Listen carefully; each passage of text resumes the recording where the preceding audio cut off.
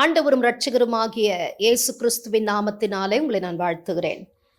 கர்த்தர் நல்லவர், அவர் கிருபை என்றும் உள்ளது. இந்த நாள் வரை கர்த்தர் நம்மை நடத்தினார், நம்மை பாதுகாத்தார், நம்முடைய தேவைகளை சந்தித்தார், நம்மை வாழ வைத்தார். கர்த்தருக்கு ஸ்தோத்திரம். இந்த நாளிலும் கூட கர்த்தருடைய வார்த்தையை உங்கள் மத்தியில் பகிர்ந்து கொள்ள என் தேவன் கொடுத்த இந்த நல்ல வாய்ப்புக்காக நான் கர்த்தரை துதிக்கிறேன். இம்மட்டும் உதவின எபனேசர் இனிமேலும் நமக்கு இம்மானுவேலராயிருந்து நம்மை பாதுகாத்து நம்மை வழிநடத்துவாராக. இப்பொழுது கூட நம் கண்களை மூடி அருள்நாதர் இயேசுவின் திருமுகத்தை நோக்கி பார்ப்போம். ஹல்லேலூயா. நன்றியோடு உம்மை துதிக்கிறோம் ஐயா, உம்மை துதிக்கிறோம் ஐயா, உம்மை துதிக்கிறோம் ஐயா.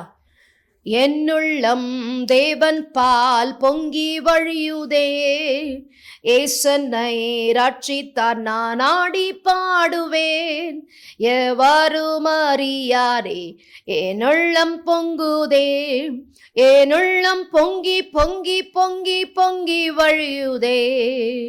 என்னுள்ளம் தேவன் பால் பொங்கி வழியுதே, ஏசன்னை ரட்சித்தார் நான் ஆடி பாடுவேன். எவரும் அறியாரே என்னுள்ளம் பொங்குதே, என்னுள்ளம் பொங்கி பொங்கி பொங்கி பொங்கி வழியுதே. ஐயா வாழ்க வாழ்க, உம் நாமம் வாழ்க. ஐயா வாழ்க வாழ்க, உம் நாமம் வாழ்க. நன்றியோடு உம்மை துதிக்கிறோம் ஆண்டவரே, நன்றியோடு உம்மை ஸ்தோத்திரிக்கிறோம் அப்பா. இந்த நாளை கர்த்தர் கொடுத்ததற்காக உமக்கு நன்றி ஐயா. இம்மட்டுமாய் கர்த்தர் நீர் பாராட்டின உம்முடைய கிருபைகளுக்காய் உமக்கு நன்றி, உம்முடைய இரக்கத்துக்காய் உமக்கு நன்றி. ஏசு ராஜா, நீர் செய்த எல்லா நன்மைகளுக்காய் உமக்கு நன்றி. அல்போன்ஸ் அல்போன்ஸ் உன்னுடைய ரகசியமான ஜெப தூபங்களை என் சமூகத்துக்கு எட்டிற்று. எந்த காரியத்துக்காய் நீ ஜெபித்து கொண்டிருக்கிறாயோ அந்த காரியங்களை நான் நடப்பித்து கொடுப்பேன் என்று கர்த்தர் சொல்லுகிறார். கலையரசி கலையரசி, இதோ நான் உன்னை புதிதும் கூர்மையுமான பற்களுள்ள இயந்திரமாய் உன்னை மாற்றுவேன் என்று கர்த்தர் சொல்லுகிறார். Thank you Lord, thank you Jesus. உமக்கு நன்றி செலுத்துகிறோம். ரமேஷ் ரமேஷ் பலவிதமான போராட்டங்களிலும் பலவீனங்களிலும் நீ காணப்பட்டு கொண்டிருக்கிறாய். கலங்காதே, நான் உன்னோடு கூட இருக்கிறேன், உன்னை நடத்துவேன் என்று கர்த்தர் சொல்லுகிறார். Thank you Jesus. உமக்கு நன்றி அப்பா, உமக்கு நன்றி அப்பா. பரிசுத்த ஆவியானவர் சிலருடைய குடும்பங்களுக்கு விரோதமாய் இருக்கிற பிசாசுகளை கர்த்தர் துரத்துகிறார். உங்கள் வீடுகளிலே கர்த்தருடைய மகிமை இறங்குகிறது. இப்பொழுது இந்த வார்த்தைகளை கேட்டுக்கொண்டிருக்கிற உங்கள் வீடுகளுக்குள்ளே ஒரு வெளிச்சம் வருகிறது. உங்களுக்கு விரோதமாய் எதிர்த்து வருகிற ஒரு கூட்டம் மக்களை கர்த்தர் துரத்தி விடுவார். உங்கள் சபைக்கு விரோதமாக, குடும்பங்களுக்கு விரோதமாக, ஊழியங்களுக்கு விரோதமாக, ஆசீர்வாதங்களுக்கு விரோதமாக எதிர்த்து போராடுகிற எல்லா எதிர் வல்லமைகளை கர்த்தர் சுட்டெரித்து உங்கள் வீடுகளுக்குள்ளே ஒரு மகிமையின் பிரசன்னத்தை உண்டு பண்ணி கர்த்தர் பாதுகாப்பேன் என்று கர்த்தர் சொல்லுகிறார். நன்றியோடு உம்மை துதிக்கிறோம். நிர்மலா நிர்மலா, உன் மகளை குறித்து நீ ஜெபித்த ஜெபம் என் சமூகத்தை எட்டிற்று. சீக்கிரத்திலே நான் அற்புதத்தை செய்வேன் என்று கர்த்தர் சொல்லுகிறார். நன்றியோடு உம்மை துதிக்கிறோம், உம்மை வாழ்த்துகிறோம், உம்மை வரவேற்கிறோம். நீர் ஒருவரே நல்லவர், நீர் ஒருவரே வல்லவர், நீர் ஒருவரே வாக்கு மாறாதவர் அப்பா. தங்கராஜ் தங்கராஜ், ஏசப்பா என் வாழ்க்கையிலே ஏதாவது ஒரு அற்புதம் நடக்கட்டும் என்று ஜெபிக்கிற தங்கராஜ், உன் ஜெபத்தை கேட்டிருக்கிறேன். எப்படியாவது ஒரு அற்புதத்தை நான் செய்ய நீ வாஞ்சிக்கிறதை நான் செய்வேன் என்று கர்த்தர் சொல்லுகிறார். தேங்க்யூ லார்டு, உமக்கு நன்றி. கர்த்தருடைய ஊழியம் செய்கிற ஒரு தேவதாசர், அவருடைய வாழ்க்கையில் வந்த கசப்புகளை கர்த்தர் மதுரமாய் மாற்றுவேன் என்று கர்த்தர் சொல்லுகிறார். உம்முடைய கரத்துக்குள்ளாய் வைப்பீராக. ஒவ்வொருவரை ஆசீர்வதியும். எங்களோடு நீர் பேசும். உடைய வார்த்தை எங்களை உயிர்ப்பிக்கட்டும், பலப்படுத்தட்டும்.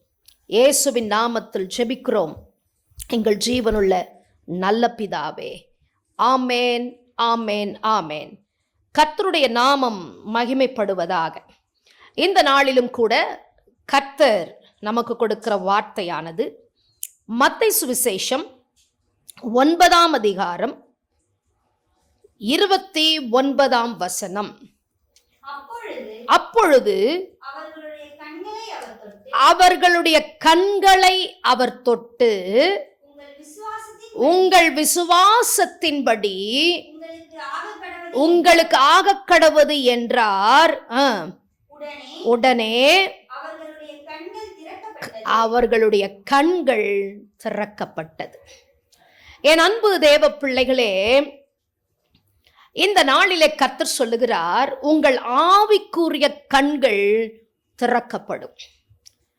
ஒரு காலத்திலே தரிசனங்களை பார்த்த நீங்கள், ஒரு காலத்திலே இயேசுவை கண்ட நீங்கள், இன்றைக்கு தரிசன கிருபையையும் அவரை காண்கிற அந்த கிருபையையும் நீங்கள் இழந்திருக்கலாம்.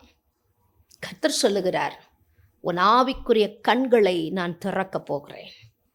இங்கே பர்த்திமேயு என்கிற குருடன் இருக்கிறார். 2 குருடர்கள். 27ஆம் வசனத்தை வாசிப்பீர்களானால் 2 குருடர்களை பற்றி அங்கு சொல்லப்படுகிறது. வாசிங்க.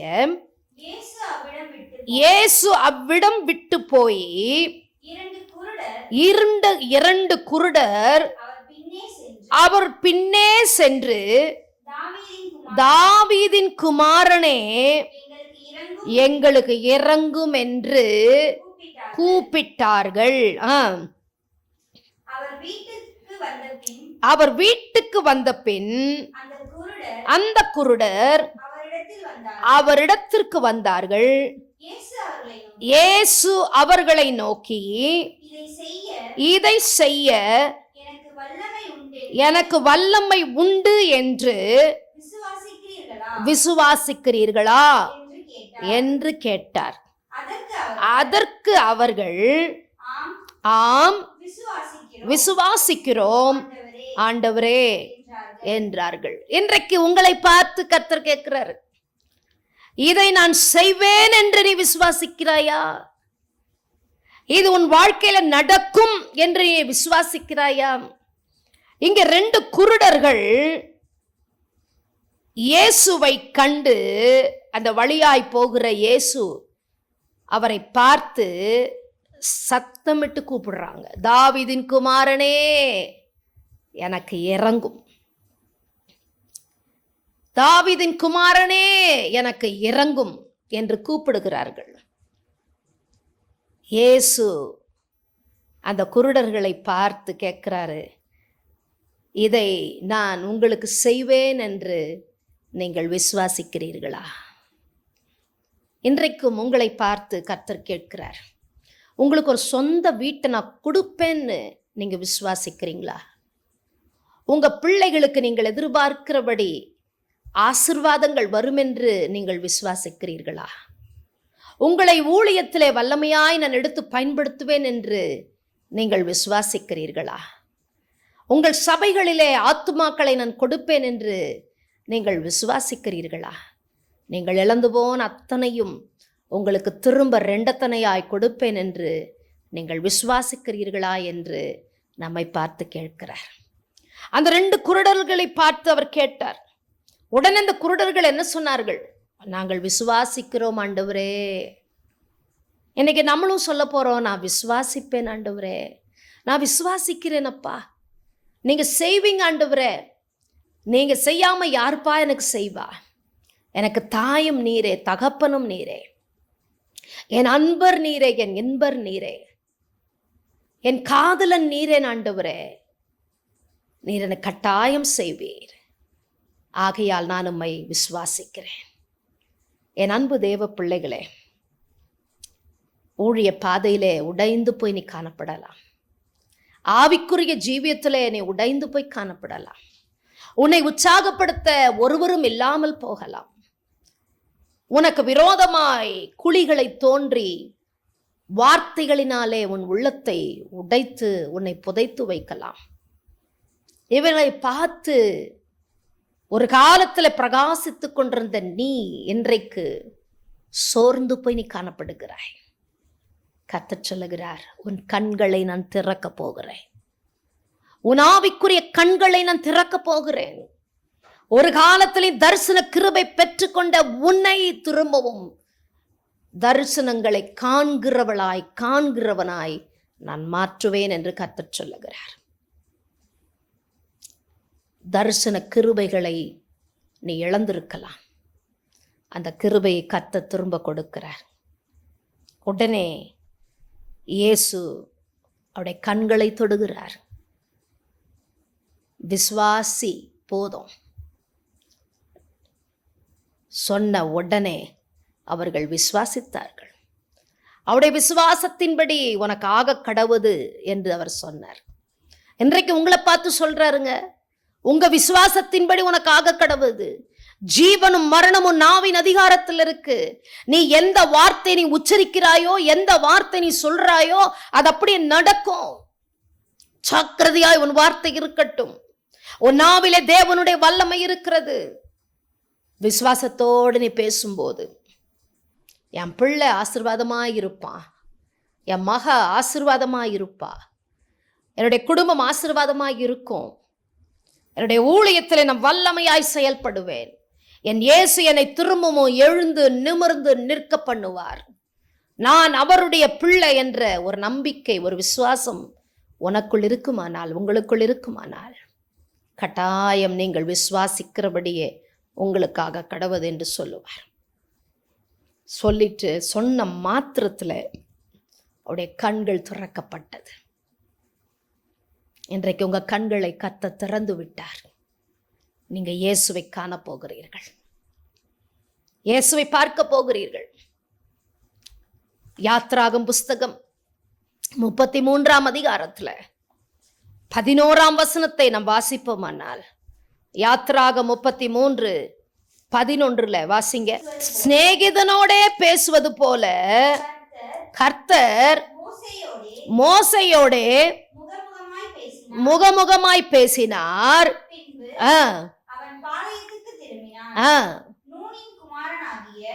33:21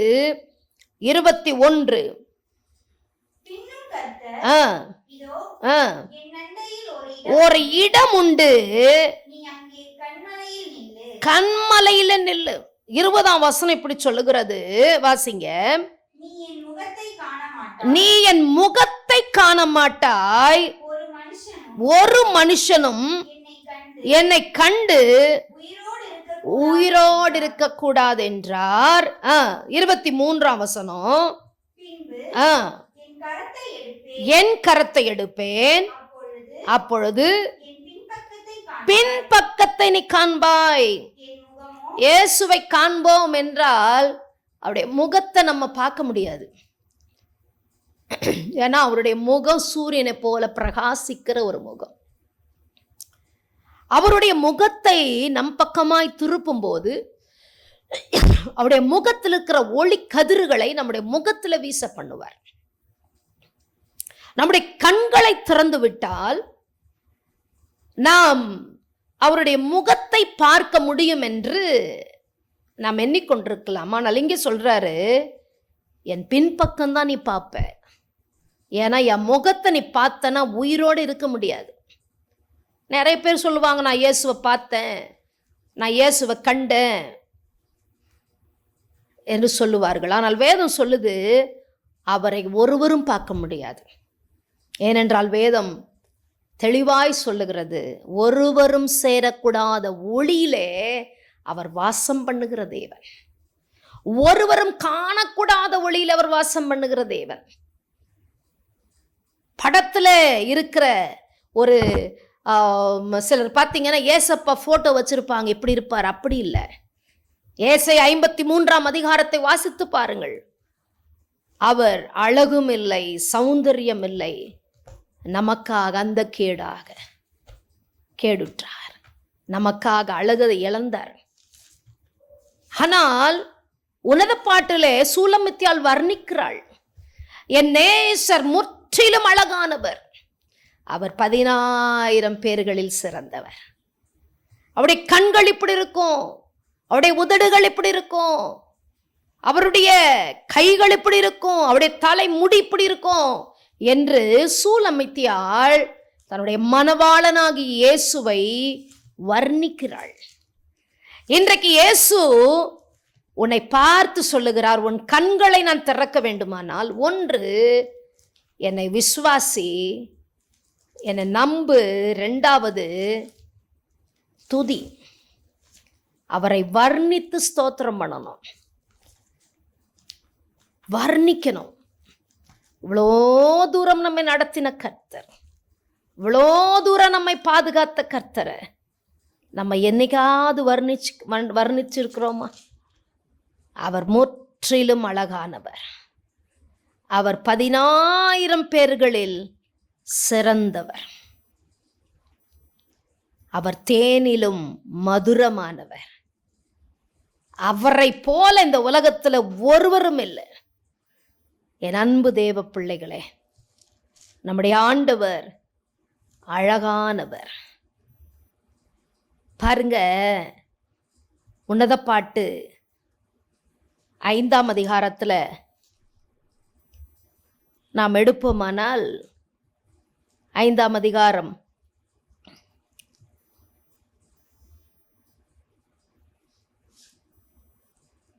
9ஆம் வசனத்திலிருந்து நீங்க வாசிச்சீங்கன்னா,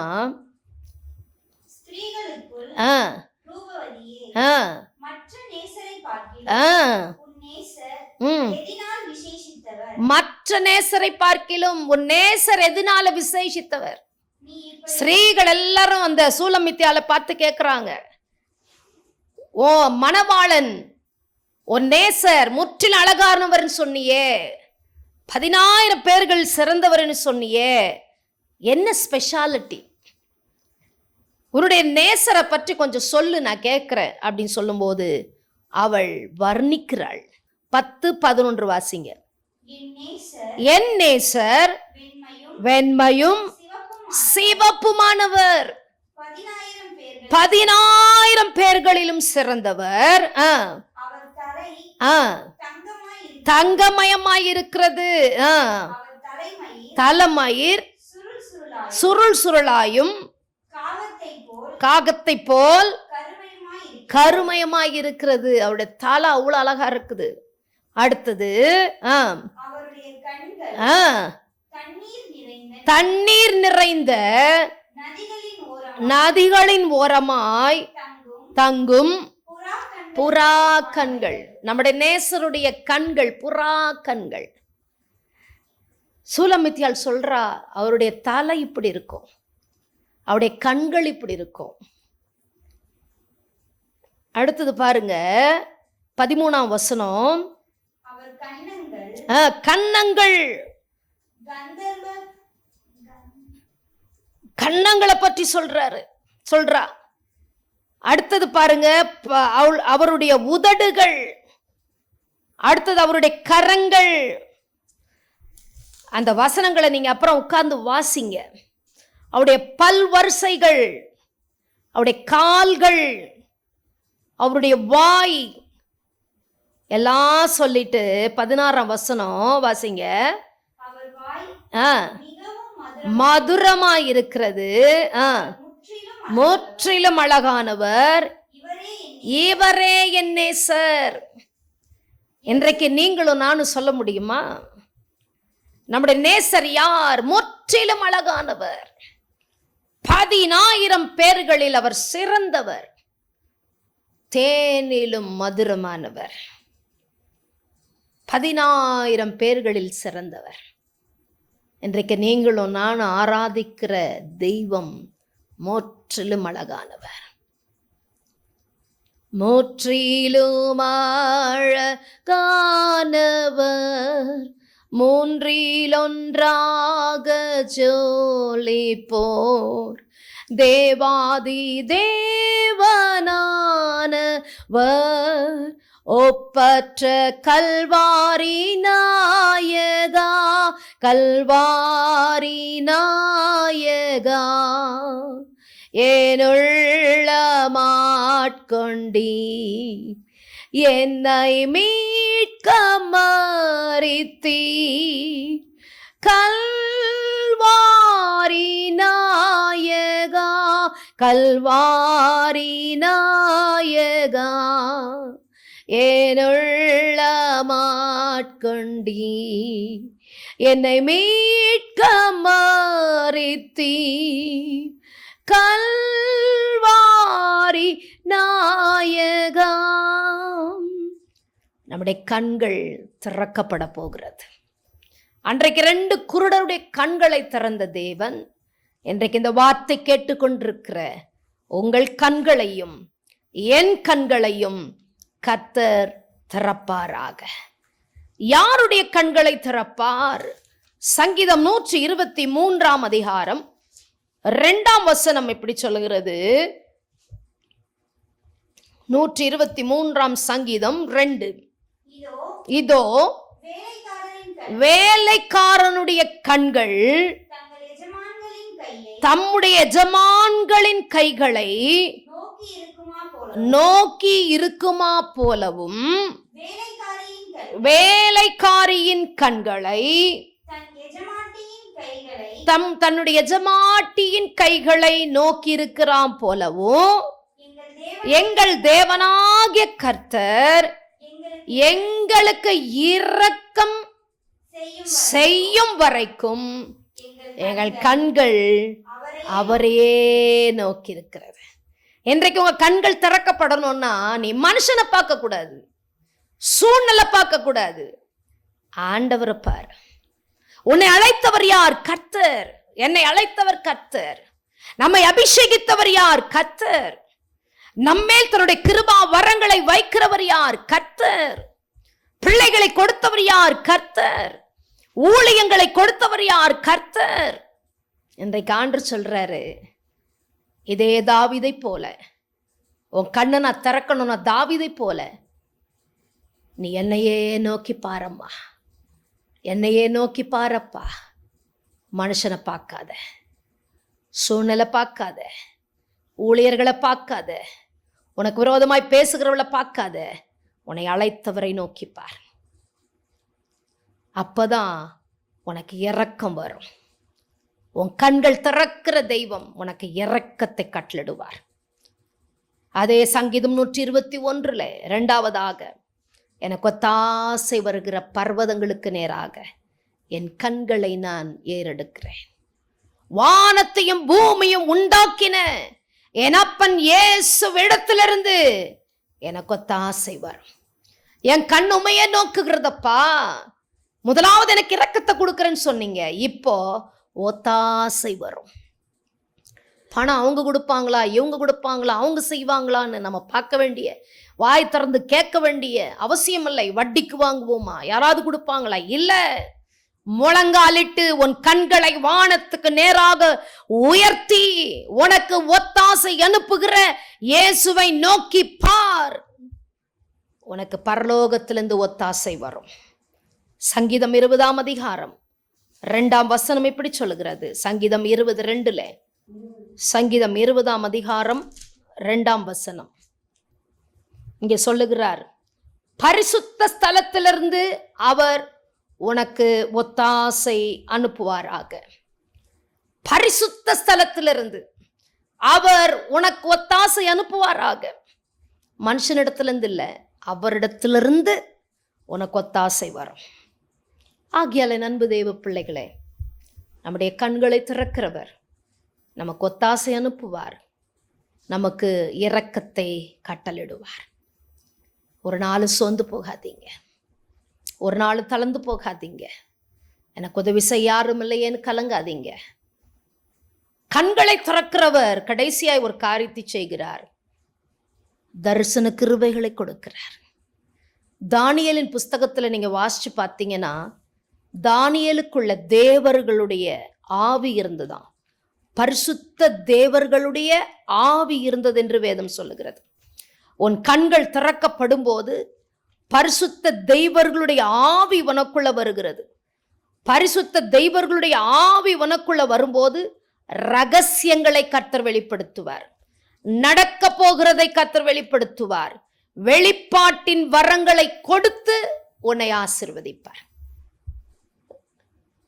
நடக்கிறது, நடக்க போகிறது, நடந்து கொண்டிருக்கிறதை கர்த்தர் நமக்கு வெளிப்படுத்துகிற தேவன். That is the gift of prophecy.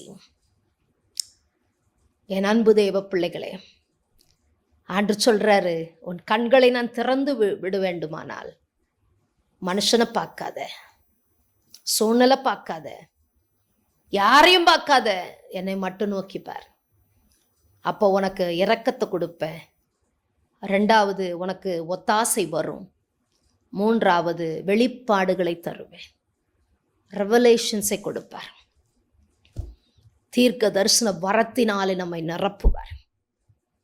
தீர்க்க தரிசன வரம் நடந்தது, நடக்கிறது, நடந்து போனது, நடந்து கொண்டிருக்கிறதை கர்த்தர் வெளிப்படுத்துவார்.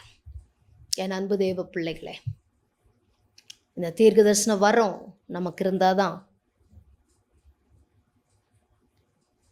பிசாசை நாம் ஜெயிக்க முடியும். யார் எப்படி என்று கர்த்தர் நமக்கு வெளிப்படுத்தினால்தான் நம்மால் ஊழியம் செய்ய முடியும், நம்மால் இந்த உலகத்தில் வாழ முடியும். இன்றைக்கு அந்த தீர்க்க தரிசன வரத்தினாலே நம்மை நிரப்புகிறார். உங்கள் பிள்ளைகளை குறித்து வெளிப்படுத்துவார். உன் ஊழியத்தை குறித்து வெளிப்படுத்துவார். உன் கணவரை குறித்து, மனைவியை குறித்து உனக்கு வெளிப்படுத்துவார். உன் கண்களை திறந்து உனக்கு வெளிப்பாடுகளை கொடுப்பார். நீ வெளிப்பாடுள்ளவனாய், பாட்டை பெற்றவளாய் இந்த உலகத்தில் நீ வாழ்வாய். அப்பொழுது ஒருவனும் ஒருத்திய நம்மை வஞ்சிக்கவே முடியாது. யாருமே நம்மளை வஞ்சிக்க முடியாது. என் அன்பு தேவ பிள்ளைகளே, கொர்நேல் என்கிற 100க்கு அதிபதி இருந்தான். அவனிடத்துல தேவ தூதன் சொன்னார், பேதுரு என்ற ஒரு மனுஷன் இருப்பாங்க, போங்க, அவரை உன் வீட்டுக்கு கூப்பிடு. அவர் வந்து ஜெபிச்சா உன் வீட்டில் பரிசுத்த ஆவி இறங்கும். அவர்கிட்ட நிறைய காரியங்களை நீ கற்றுக்கொள்ளலாம்னு சொன்னார். இந்த கொர்நேல் என்ன செய்தார்? வேலைக்காரர்களை அனுப்பி பேதுரு வீட்டுக்கு அனுப்பினார். அந்த நேரத்தில் பேதுரு ஜெபம் பண்ணி கொண்டிருந்தார். இங்கே பேசின தேவன் அங்கே பேதுருவோடு கர்த்தர் பேசுகிறார். கொர்நேலி என்கிற ஒரு மனிதன் ஆட்களை அனுப்புவார். அவருடைய வீட்டிற்கு நீ சென்று அவருடைய வீட்டில் நீ போய் ஜெபிக்க வேண்டும், அவர்களுக்கு பல காரியங்களை நீ சொல்ல வேண்டும் என்று சொல்லுகிறார். பேதுரு போகிறார். காரியங்களை கர்த்தர் பேதுருக்கு வெளிப்படுத்துகிறார்.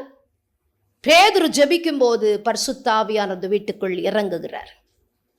அதே போலதான் நம்முடைய ஆண்டவர்.